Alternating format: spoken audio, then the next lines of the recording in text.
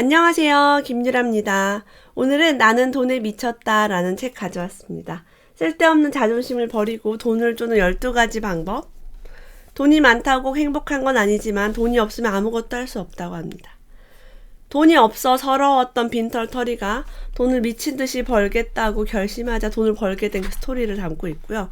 주로 마인드에 대한 이야기, 뭘 하면 좋은지에 대한 이야기가 들어있습니다.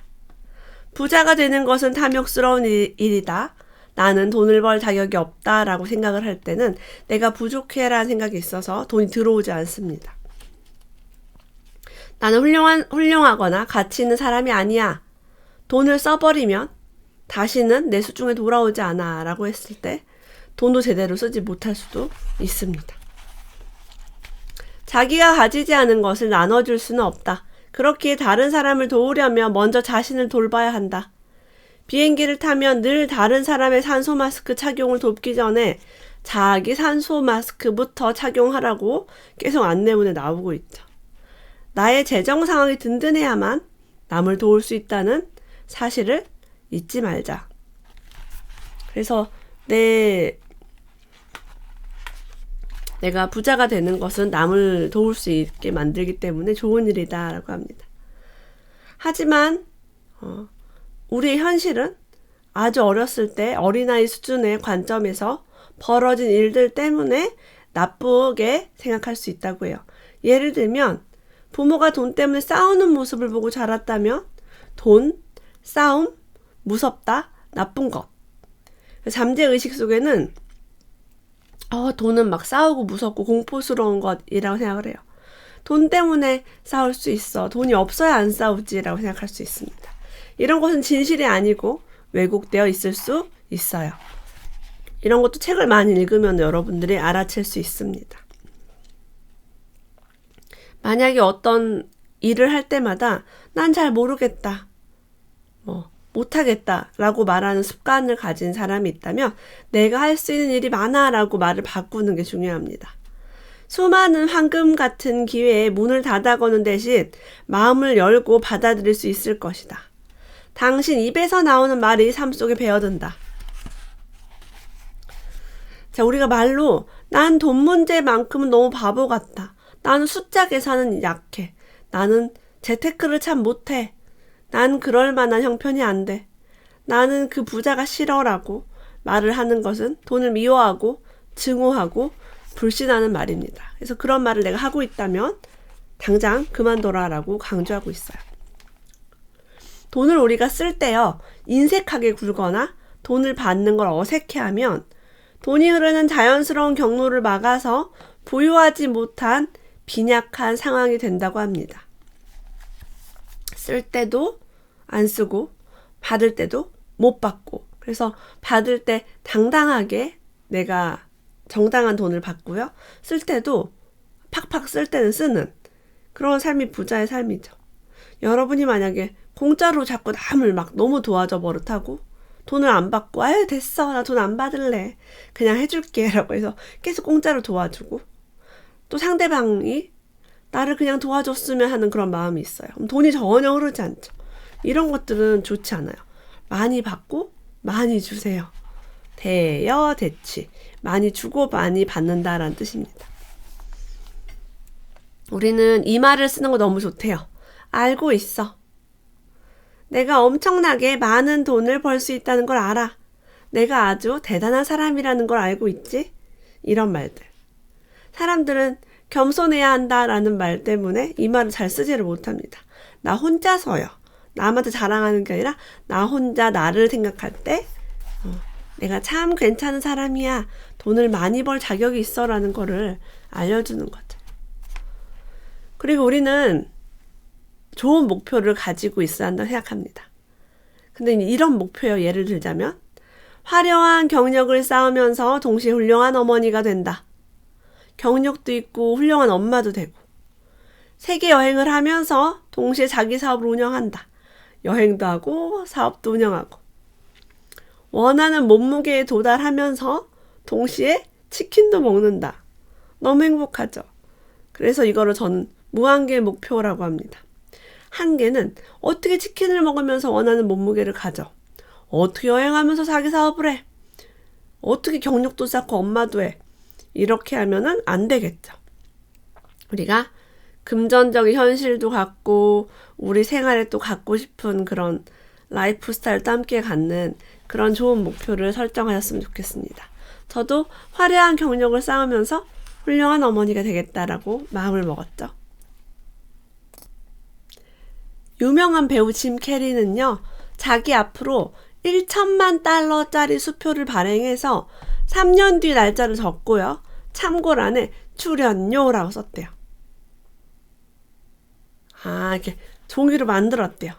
그 낡은 종이를 몇 년 동안 지갑에 넣어가지면서. 그러니까 미국은 여러분 수표를 손으로 써서 발행하거든요. 이렇게 빈 종이에다가 실제 수표 이렇게 쓰는 게 있어요. 누구한테 지불할 때 주는 돈입니다. 그거를 해가지고 지갑에 가지고 다니면서 공연도 하고 프로그램도 출연하고 영화도 출연했대요. 하지만 원하는 만큼 돈을 쌓지는 못했다고 합니다. 그럼에도 불구하고 계속 열심히 했는데 진짜 그 수표 속에 적힌 날짜가 되기 직전에 영화 덤앤더머에서 배역을 맡아 출연료로 1천만 달러를 받았다고 해요. 그래서 마음의 품은 일이 현실이 되는 놀라운 마법을 경험했다고 합니다. 그래서 부자의 마음가짐을 습득하려면 가장 중요한 것은 이런 것이래요.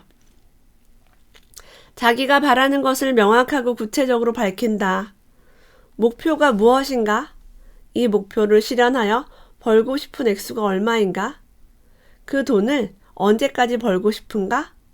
그 돈을 원하는 이유가 무엇이고 어디에 쓸 생각인가? 그래서 자세히 적으세요. 얼마가 필요하고 언제까지 벌 거고 어디다 쓸 건지를 정하면 가슴이 막 설레면서 돈이 막 옵니다. 어떤 사업을 할 때 이제 계획을 세웠대요.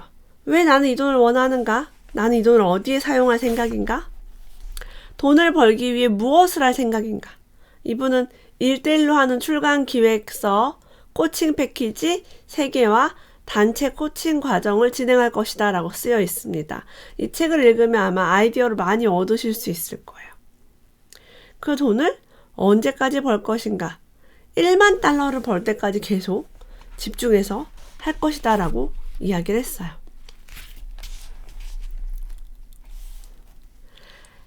우리가 감사를 하면 좋다고 다들 그런 건 들었죠. 걱정을 하기보다는 감사를 하자. 감사할 존재가 있다는 생각을 심어준다. 자기가 정말 축복받은 사람이라고 생각한다.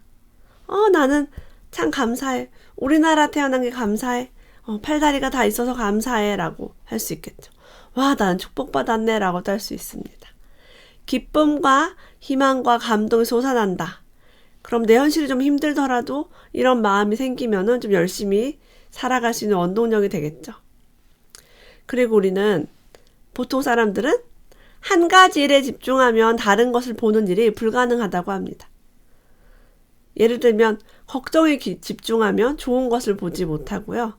좋은 일을 보기 시작하면 걱정을 보지 못합니다. 여러분들 돈을 버는 일에 집중하시겠어요? 돈을 버는 걸 두려워하는 일에 집중하시겠어요? 우리는 둘 중에 한 가지밖에 집중을 하지 못합니다. 여기는 이렇게 써 있어요. 과거에 집중하면 현재를 볼 수 없다. 근데 사실 현재의 주인이 누구예요? 현재의 주인이 나입니다. 과거에는 내가 아기였고 어렸기 때문에 우리 부모님이나 외부 환경, 사회, 선생님의 말에 더 귀 기울이고 믿었을 수 있어요. 어리고 잘 모르니까. 하지만 지금 이 현실에는 우리가 진짜 나의 일에 집중할 수 있습니다. 하지만 돈을 많이 벌기 위해 긍정적으로 생각하겠다고 결심하더라도 거기에 감정이 결여되면 그것은 무기력하고 쓸모없고 허풍스러운 생각일 뿐이다 라고 해요. 예를 들면 나는 돈을 좋아해. 돈이 내게 손쉽게 흘러들어올 거야. 나는 돈 버는 능력이 정말 뛰어나. 같은 학원을 되뇌더라도 그 밑에 무거운 한숨이 깔렸다면 결국 모든 시간을 낭비한다고 합니다. 그래서 나의 마음을 알아야 합니다.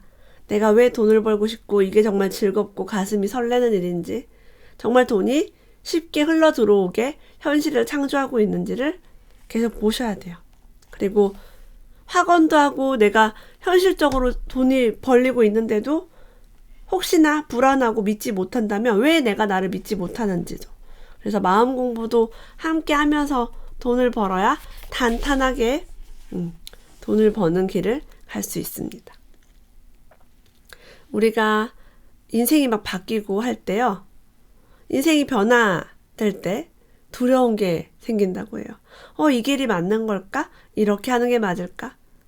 하지만 자신의 인생이 변하고 있을 때 두렵지 않다면 무언가 잘못하고 있는 것이다. 이게 맞대요. 근데 우리가 아주 편안하다. 그러면 이 변화가 없다는 것이죠. 그래서 우리가 원하는 삶을 상상하고 우리의 믿음과 신념, 단호한 목적의식이 점점 발달하기 시작한다고 합니다. 신념은 예를 들면 이런 것이에요.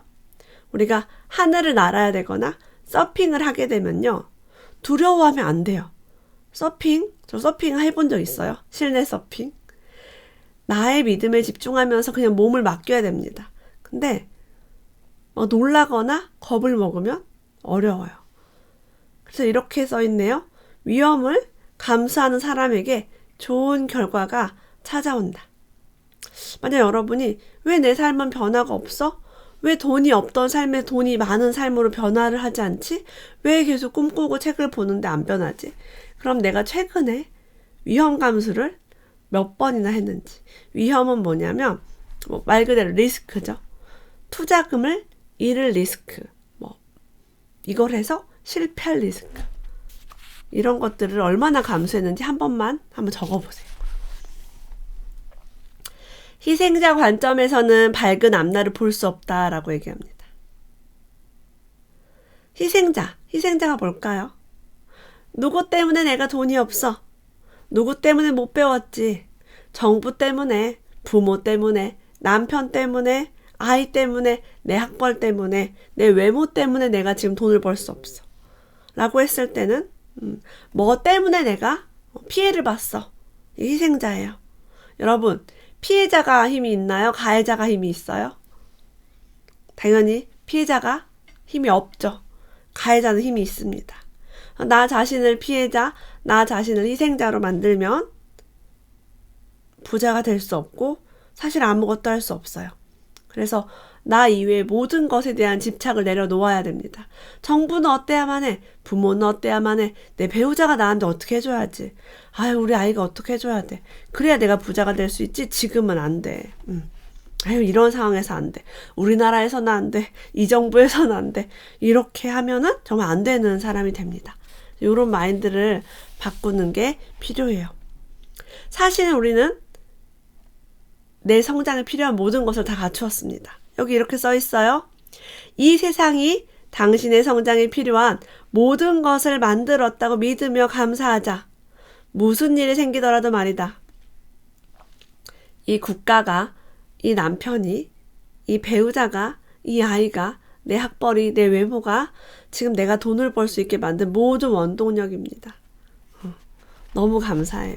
그래서 희생자 관점에서 벗어나 나는 돈을 벌 충분한 환경이 주어져 있다라고 인식하시면 좋습니다. 여러분, 예를 들자면 우리가 중국이나 북한에 태어난 것보다는 우리나라가 돈 벌기 훨씬 좋아요. 그래서 이런 거 인정하시고 기쁘게, 그리고 밥을 굶는 나라, 문맹률이 높은 나라보다 우리나라가 훨씬 교육 환경이 좋습니다. 이것도 인정하시면 여러분이 좀 더 힘이 많이 나실 거예요. 자기는 이미 중요한 존재라는 것을 기억하자. 당신이 존재하는 것은 운명이며 잘못된 결과 같은 것은 없다. 자신의 진정한 본 모습에 집중한다면 왜 그렇게 자신이 중요한 존재인지 스스로 알게 될 것이다. 내가 가장 중요한 존재라는 거 아는 거죠.